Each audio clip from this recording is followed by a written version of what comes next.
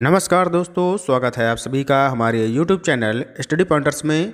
और आज हम आपके लिए लेकर आ चुके हैं UP triple SC paid exam के लिए यहाँ पर एक बेहतरीन क्लास भारतीय इतिहास के अंतर्गत राजपूत काल के बारे में यहाँ पर हम पढ़ने वाले हैं।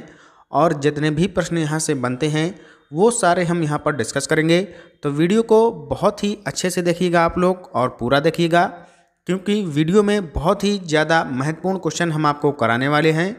तो बने रहिएगा हमारे साथ। और चैनल पर अगर आप पहली बार जुड़े हैं तो सब्सक्राइब कर लेना और बेल आइकॉन को प्रेस कर लेना, जिससे कि आने वाली वीडियो का नोटिफिकेशन आपको सबसे पहले मिल सके। तो चलिए शुरू करते हैं आज का इम्पॉर्टेंट लेक्चर। तो सबसे पहले बात करेंगे राजपूत काल की जो समय अवधि रही है वो क्या रही है। तो 7वीं सदी से लेकर ये 12वीं सदी तक का जो टाइम रहा है आपका, ये रहा है राजपूत काल के अंतर्गत। ठीक है, पहला क्वेश्चन यहाँ पर आपके सामने दिया गया है कि राजपूत काल कब से कब तक चला। तो ये चला है 750 ईस्वी से लेकर 1200 ईस्वी तक। ठीक है, क्लियर हो गया होगा। नेक्स्ट क्वेश्चन है दिल्ली का यानी कि दिल्ली नगर की स्थापना किसने की थी। तो ये की थी तोमरों ने। किसके द्वारा यहाँ पर दिल्ली की स्थापना की गई है। तो तोमरों के द्वारा दिल्ली की स्थापना की गई थी। अगला क्वेश्चन है भारत में प्रथम आक्रमणकारी कौन था। तो मोहम्मद बिन कासिम जो था ये भारत में प्रथम आक्रमणकारी के रूप में जाना जाता है। अगला क्वेश्चन है प्रसिद्ध दिलवाड़ा का जैन मंदिर कहाँ पर स्थित है। बहुत ही इंपॉर्टेंट क्वेश्चन है। तो प्रसिद्ध दिलवाड़ा का जो जैन मंदिर है ये आपका माउंट आबू यानी कि राजस्थान में स्थित है। क्वेश्चन आपसे पूछा जाता है कि दिलवाड़ा का जैन मंदिर जो है ये कहाँ पर है। तो ये पड़ता है आपका राजस्थान में। कहाँ पर? माउंट आबू में। चलते हैं आगे। अगला क्वेश्चन है खजुराहो स्थित मंदिर का निर्माण किसने किया था। तो ये किया था चंदेल शासकों ने। तो यहाँ पर एक क्वेश्चन आपका और बनता है कि जो खजुराहो स्थित मंदिर हैं वो किस शैली में बने हुए हैं। तो ये बने हैं पंचायतन शैली में। तो ये भी क्वेश्चन आपके लिए इम्पॉर्टेंट है, इसको आप लोग याद रखिएगा। चंदेल शासकों के द्वारा इन्हें बनवाया गया था और पंचायतन शैली में ये बने हुए हैं। अगला क्वेश्चन है विजय स्तंभ कहाँ स्थित है। तो ये स्थित है आपका चित्तौड़गढ़ राजस्थान में। नेक्स्ट क्वेश्चन है लिंगराज मंदिर की नींव किसने डाली थी। तो ये डाली गई थी ययाति केसरी के द्वारा। बहुत ही अच्छा क्वेश्चन है। ययाति केसरी के द्वारा लिंगराज मंदिर की नींव डाली गई थी। अगला क्वेश्चन है सोमनाथ मंदिर पर 1025 ईस्वी में महमूद गजनबी के आक्रमण के समय गुजरात का शासक कौन था। तो भीमदेव प्रथम जो थे ये गुजरात के शासक थे। कौन थे? भीमदेव प्रथम। यहाँ पर आप देख सकते हैं भीमदेव प्रथम थे गुजरात के शासक। ठीक है, चलते हैं नेक्स्ट क्वेश्चन की तरफ। अगला क्वेश्चन आपके सामने दिया है कि सर्वप्रथम भारत में जजिया कर लगाने का श्रेय सिंध के विजेता मोहम्मद बिन कासिम को दिया जाता है। उसने किस वर्ग को इस कर पूर्णता मुक्त रखा। तो ब्राह्मणों को उन्होंने मुक्त रखा था, बाकी सभी पर ये कर लागू किया था। अगला क्वेश्चन है उस शासक का नाम क्या है जिसने विजय स्तंभ यानी कि कीर्ति स्तंभ का निर्माण कराया था। तो उस शासक का नाम क्या है? राणा कुंभा। ठीक है, इनके द्वारा जो है विजय स्तंभ का निर्माण कराया गया था। अगला क्वेश्चन है हिंदू विधि पर एक पुस्तक मिताक्षरा। कौन सी पुस्तक? मिताक्षरा जो है ये किसने लिखी थी। तो ये जो है विज्ञानेश्वर के द्वारा लिखी गई थी। अगला क्वेश्चन है ब्लैक पगोड़ा कहाँ पर स्थित है।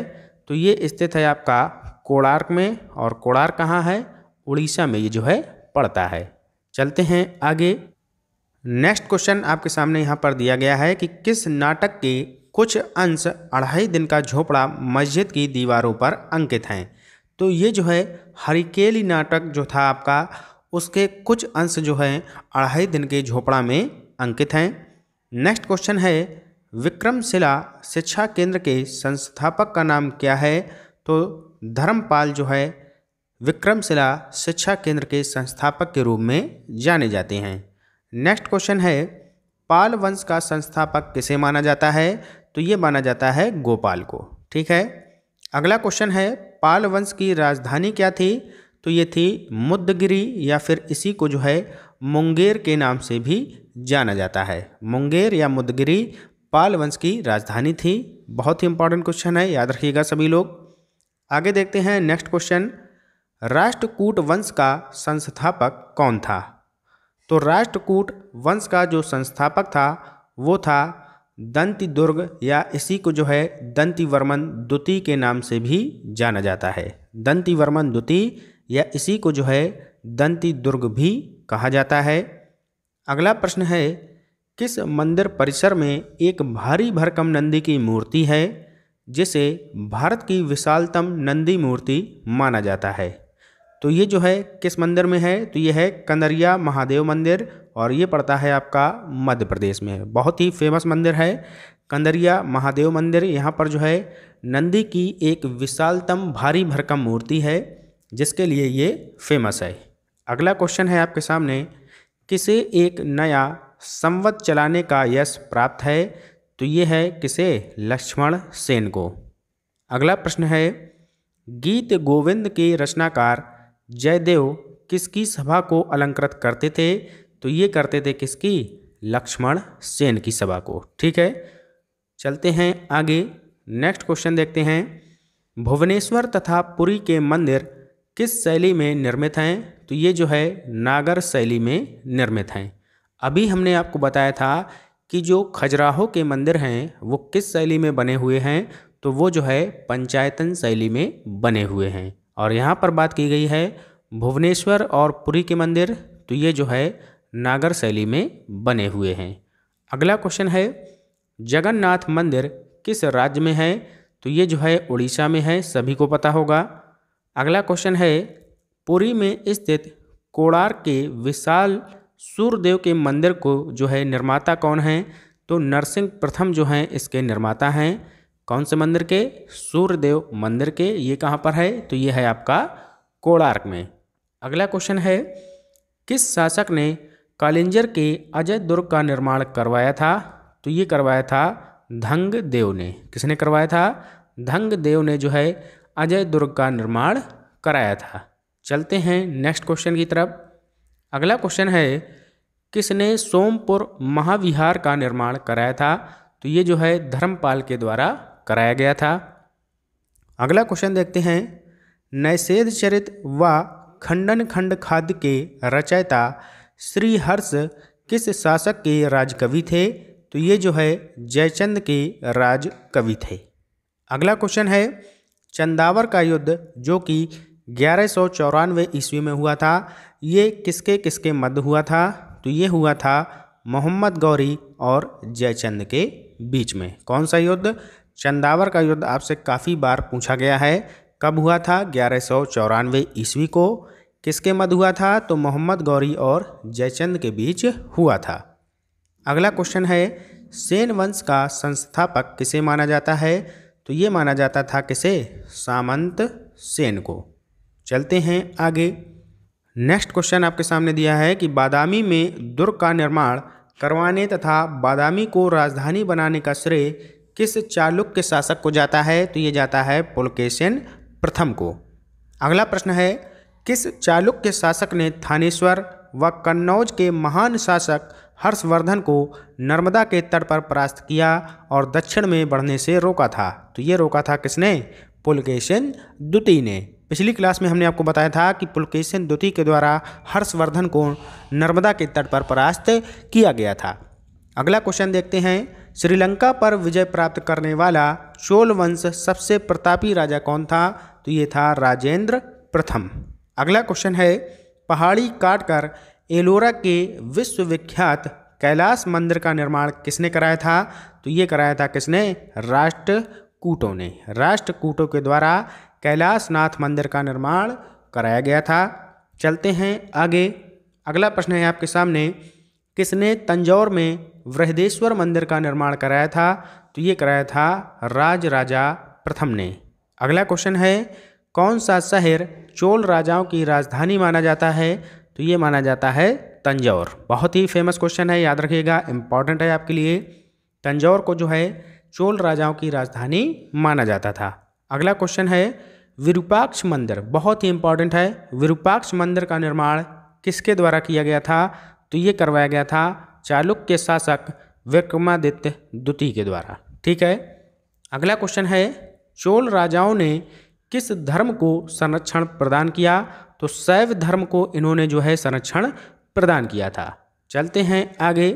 नेक्स्ट क्वेश्चन है, प्रथम भारतीय शासक कौन था जिसने अरब सागर में भारतीय नौसेना की सर्वोच्चता स्थापित की? तो वो थे राजराजा प्रथम। नेक्स्ट क्वेश्चन है, किस शासक के पास एक शक्तिशाली नौसेना थी? तो ये थी चोल वंश के शासकों के पास। नेक्स्ट क्वेश्चन है, भगवान नटराज का प्रसिद्ध मंदिर जिसमें भरतनाट्यम शिल्प कला है, ये कहाँ पर स्थित है? तो ये जो है चिदम्बरम में स्थित है।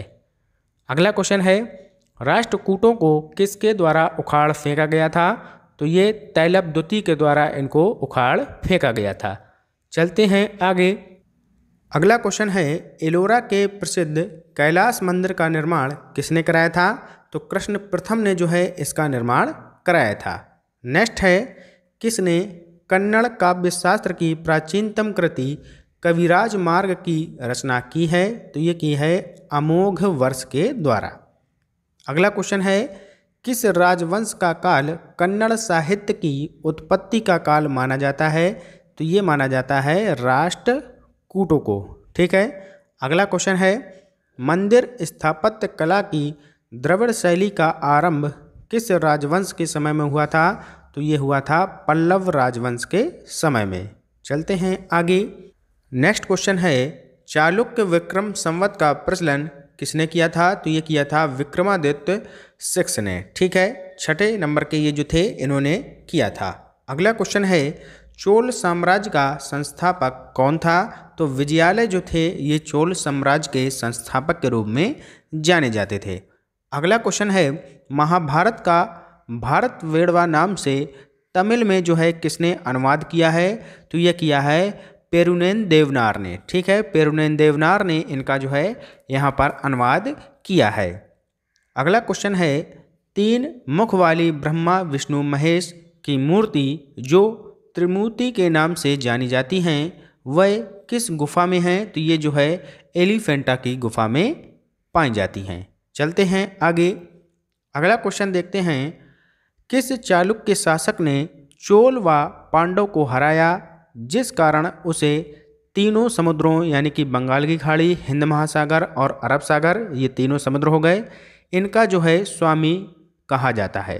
तो ये कहा गया विक्रमादित्य द्वितीय को। ठीक है।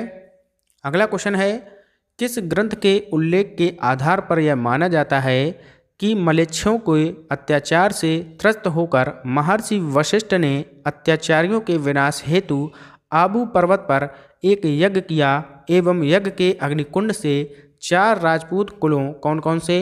परमार, चालुक्य या इसी को जो है सोलंकी बोला जाता है, प्रतिहार और चौहान का जन्म हुआ? तो ये जो है हुआ पृथ्वीराज रासो ग्रंथ में इसका उल्लेख दिया गया है।